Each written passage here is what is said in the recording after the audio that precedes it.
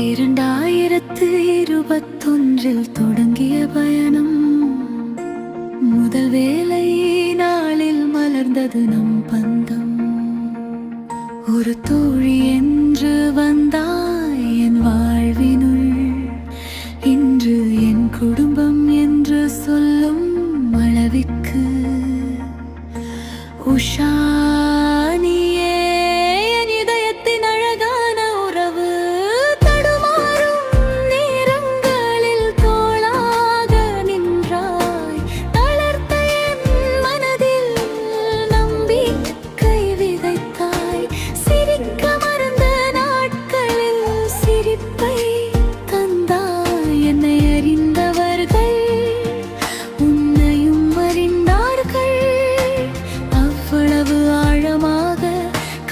விட்டு